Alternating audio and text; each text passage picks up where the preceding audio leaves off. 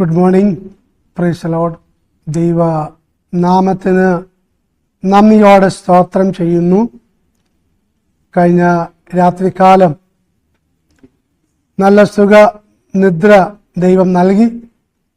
വീണ്ടും ഈ ഞായറാഴ്ച പ്രഭാതത്തിൽ എഴുന്നേൽക്കുവാൻ ദൈവമായ കർത്താവ് നമ്മെ എല്ലാവരെയും സഹായിച്ചല്ലോ. ഈ പ്രഭാതത്തിൽ പ്രഭാതമന്നയിലേക്ക് കർത്താവായ യേശുക്രിസ്തുവിന്റെ നാമത്തിൽ എല്ലാ പ്രിയപ്പെട്ടവരെയും സ്വാഗതം ചെയ്യുന്നു. അല്പസമയ ചിന്തയ്ക്ക് വേണ്ടി വായിക്കുവാൻ ആഗ്രഹിക്കുന്ന വേദവാക്യം വെളിപ്പാട് പുസ്തകം 12-ാം അധ്യായം അതിൻ്റെ 12-ാം വാക്യമാണ്. അതിപ്രകാരം വായിക്കുന്നു: ആകയാൽ സ്വർഗവും അതിൽ വസിക്കുന്നവരും ആയുള്ളവരെ ആനന്ദിപ്പിൻ.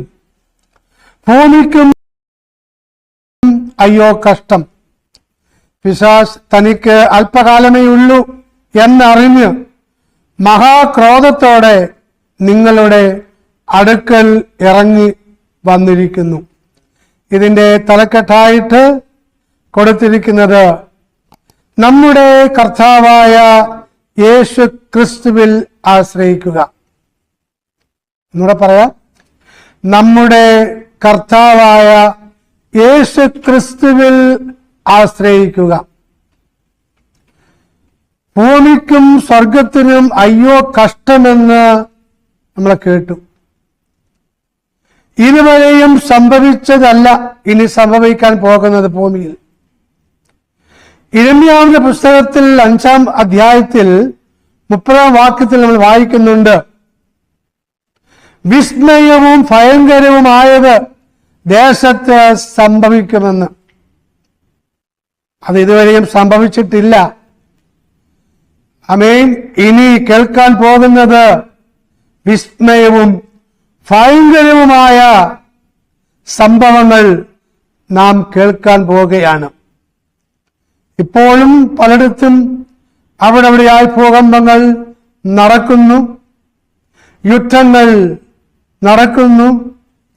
അതെ, നാം കേട്ടുകേൾവിയില്ലാത്ത ആമേൻ അതെ സ്വന്തം മക്കൾ മാതാപിതാക്കളെ കൊല്ലുന്നു. ഇങ്ങനെ മൃഗീയമായ പല അനിഷ്ട സംഭവങ്ങൾ നാം കേട്ടുകൊണ്ടിരിക്കുന്നു. മനുഷ്യൻ ഉഗ്രന്മാരായിരിക്കുന്നു, സ്വസേനകളായിരിക്കുന്നു, വമ്പന്മാരായിരിക്കുന്നു, ഉഗ്രന്മാരായിരിക്കുന്നു. ഇങ്ങനെ പല ആമേൻ സംഭവങ്ങൾ കേൾക്കുകയാണ്. ഇതൊന്നുമല്ല ഇനിയും കേൾക്കാൻ പോകുന്നത്. എന്നാൽ അതിനു മുമ്പായിട്ട് നാം എന്തു ചെയ്യണം? നാം ക്രിസ്തുവിൽ ആശ്രയിക്കുവാൻ ഇടയാകണം. സ്തോത്രം. ആർക്കും പ്രവർത്തിച്ചു കൂടാത്ത രാത്രി വരാൻ പോകുകയാണ്, ഒരു ദിവസം വരാൻ പോകുകയാണ്. അപ്പോൾ ആർക്കും പ്രവർത്തിച്ചു കൂടാത്ത ആ ദിവസം വരുമ്പോൾ അതിനു മുമ്പായിട്ട് നാം എന്ത് ചെയ്യണം? ആമേൻ. നമ്മുടെ മറവിടമായിരിക്കുന്ന കർത്താവ് യേശു ക്രിസ്തുവിൽ ആരൊക്കെ ആശ്രയിക്കുന്നുവോ അവർക്ക് ആ വരാനിരിക്കുന്ന ആ ദൈവകോപത്തിൽ നിന്നും മറഞ്ഞിരിക്കുവാൻ കഴിയും. ഇല്ല എങ്കിൽ ആ ഉഗ്രകോപത്തിൽ നാം പെട്ടുപോകുവാൻ ഇടയായിത്തീരും. ഇവിടെ വായിച്ച കുറിവാക്യം: ആകയാൽ സ്വർഗവും അതിൽ വസിക്കുന്നവരും ആയുള്ളവരെ ആനന്ദിപ്പിൻ. അപ്പോൾ സ്വർഗത്തിൽ ഒരു കൂട്ടര് വസിക്കുന്നു, ദൈവത്തിന്റെ ദൂതന്മാർ. അവരോട് ചേർന്ന് സന്തോഷിപ്പാൻ, ആനന്ദിപ്പാൻ ദൈവം നമ്മെ വിളിക്കുന്നു. അങ്ങനെയെങ്കിൽ ആ സന്തോഷത്തിൽ പങ്കെടുക്കുവാൻ, പങ്കാളികളായി തീരുവാൻ ദൈവം നമ്മെക്കുറിച്ച് ആഗ്രഹിക്കുന്നു. അതിനെന്ത് വേണം? ഇന്നേക്ക് 2000 വർഷങ്ങൾക്ക് മുമ്പ് മാനവകുലത്തിന്റെ പാപങ്ങൾക്ക് വേണ്ടി പരിഹാരം വരുത്തിയ കാൽവരിയിൽ യാഗമായി തീർന്ന അതേ തന്റെ വിലയേറിയ രക്തം ലോകത്തിന് വേണ്ടി നൽകിയ കർത്താവായ യേശുക്രിസ്തുവിൽ ആരൊക്കെ വിശ്വസിക്കുന്നുവോ, ആരൊക്കെ ആശ്രയിക്കുന്നുവോ അവർക്ക് രക്ഷ പ്രാപിക്കുവാനിടയായിത്തീരും. വചനം പറയുന്നു, യേശുവിന്റെ രക്തം സകല പാപങ്ങളെയും പോക്കി നമ്മെ ശുദ്ധീകരിക്കുന്നു എന്ന്. നമ്മുടെ പാപത്തിന്റെ കറകളെ കഴുകിക്കളയുവാന് ഈ ലോകത്തിൽ വേറൊന്നുകൊണ്ടും സാധ്യമല്ലായിരിക്കുമ്പോൾ യേശു ക്രിസ്തുവിന്റെ ആ വിലയേറിയ ആ പുണ്യായ ആ രക്തത്തിന് മാത്രമേ ഒരു പാപിയുടെ പാപത്തിന്റെ കറയെ കഴുകിക്കളയുവാൻ കഴിയുകയുള്ളൂ. സ്തോത്രം. അങ്ങനെയെങ്കിൽ ഇന്ന് പകൽക്കാലം ആരെങ്കിലും ആ കർത്താവായ യേശു ക്രിസ്തുവിൽ ആശ്രയിക്കുന്നുവെങ്കിൽ വചനം പറയുന്നു, യേശുവിനെ കൈക്കൊണ്ട് അവന്റെ നാമത്തിൽ വിശ്വസിക്കുന്ന ഏവർക്കും ദൈവമക്കളായി തീരുവാൻ അവൻ അധികാരം കൊടുത്തുവെന്ന്. സ്തോത്രം. ഈ അധികാര പദവിയിലേക്ക് ആരെങ്കിലും കടന്നു വരുവാൻ ആഗ്രഹിക്കുന്നുവെങ്കിൽ ഇന്ന് പകൽക്കാലം അത് ദൈവത്തോട് പ്രാർത്ഥിക്കാം. കർത്താവാം ദൈവമേ, ആ വിസ്മയവും ഭയങ്കരമായ ആ ദിവസം വരുന്ന മുമ്പായിട്ട് ഞാനും ക്രിസ്തുവിൽ മറഞ്ഞിരിക്കുവാൻ പരിശുദ്ധാത്മാവാൻ ദൈവം എന്നെ സഹായിക്കണമേ എന്ന് നമുക്ക് ആത്മാർത്ഥമായിട്ടും പ്രാർത്ഥിക്കാം.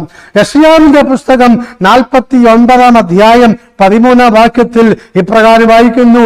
യെശയ്യാവിന്റെ പുസ്തകം 49 അധ്യായം 13 വാക്യത്തില്, ആകാശമേ ഘോഷിച്ചുല്ലസിക്ക, ഭൂമിയെ ആനന്ദിക്ക, പർവ്വതങ്ങളെ പൊട്ടിയാർക്കുവിൻ. യഹോവ തന്റെ ജനത്തെ ആശ്വസിപ്പിക്കുന്നു, തന്റെ അരിഷ്ടന്മാരോട് കരുണ കാണിക്കുന്നു. സ്തോത്രം. അതേ, ദൈവം തന്റെ ജനങ്ങളോട് കരുണ കാണിക്കുന്ന ദൈവമാണ്. സ്തോത്രം. അതുകൊണ്ട് നാം എന്തിനും ആ കരുണ ചെയ്യുന്ന ആ കർത്താവിലേക്ക് നമുക്ക് അടുത്തു വരാം. സ്തോത്രം. ആമേൻ. ഹല്ലേലൂയ. സ്തോത്രം.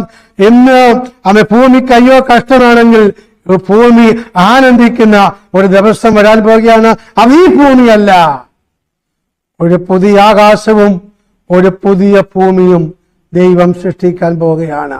അങ്ങനെയെങ്കിൽ ആ പുതിയ ഭൂമിയിൽ ആരൊക്കെ വസിക്കുന്നുവോ അവർക്ക് നിത്യാനന്ദം ഉണ്ടാകുവാൻ ഇടയായിത്തീരും. അങ്ങനെയെങ്കിൽ ആ നിത്യാനന്ദത്തിലേക്ക് ഞങ്ങൾ നിങ്ങളെ കർത്താവായ യേശുക്രിസ്തുവിന്റെ നാമത്തിൽ ക്ഷണിക്കുകയാണ്. കടന്നു വരാ.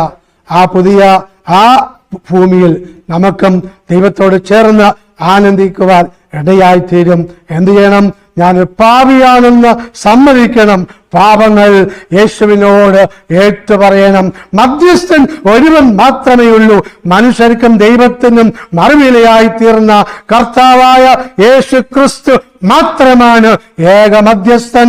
അങ്ങനെയെങ്കിൽ ആ മധ്യസ്ഥനായ കർത്താവായ യേശു ക്രിസ്തുവിനോട് പാപങ്ങൾ ഏറ്റുപറഞ്ഞ് ഉപേക്ഷിച്ച് ദൈവനീതിയാകുന്ന വിശ്വാസ സ്നാനം സ്വീകരിച്ച് ദൈവത്തിന് കൽപ്പനയാകുന്ന 10 കൽപ്പനകളും അത് പ്രമാണിച്ചുകൊണ്ട് സത്യത്തിലും ആത്മാവിലും ആരാധിക്കുന്ന ദൈവസഭയിൽ കടന്നുപോയി ദൈവത്തെ സത്യത്തിലും ആത്മാവിലും ആരാധിച്ച് വിശുദ്ധ ജീവിതം നയിക്കുകയാണെങ്കിൽ, ദൈവകൽപ്പനയും യേശുവിലുള്ള വിശ്വാസവും കാത്തുകൊണ്ട് നാം ആയിരിക്കുകയാണെങ്കിൽ, കർത്താവിന്റെ 2ാം വരവെങ്കിൽ നാം എടുക്കപ്പെടുവാൻ ഇടയായിത്തീരും.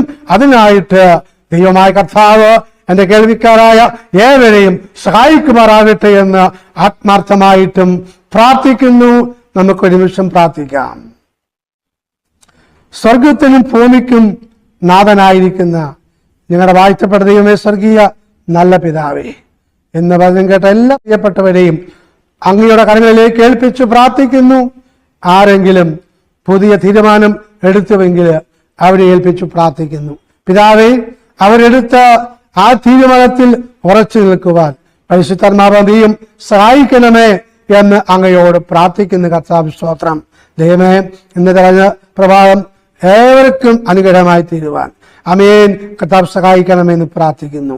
കർത്താവേ, ഈ മോർണിംഗ് മന്നയിൽ കൂടി അനേക പേരുകള് ജീവന്റെ പുസ്തകത്തിൽ എഴുതിച്ചേർക്കുവാൻ സ്വർഗം സഹായിക്കുമാറാകണമേ എന്ന് അങ്ങയോട് പ്രാർത്ഥിക്കുന്നു. സകല മാനവ മഹത്വം അങ്ങേക്ക് അർപ്പിക്കുന്നു. പ്രാർത്ഥന കേട്ടിയ സ്തോത്രം. കർത്താവായ യേശു ക്രിസ്തുവിൻ ധന്യമുള്ള നാമത്തിൽ തന്നെയും ആമേൻ. സർവ ശക്തനായ ദൈവം ഏവരെയും അനുഗ്രഹിക്കുമാറാകട്ടെ, സഹായിക്കുമാറാകട്ടെ. ഒരു നല്ല ദിവസം നേരുന്നു. ആമേൻ.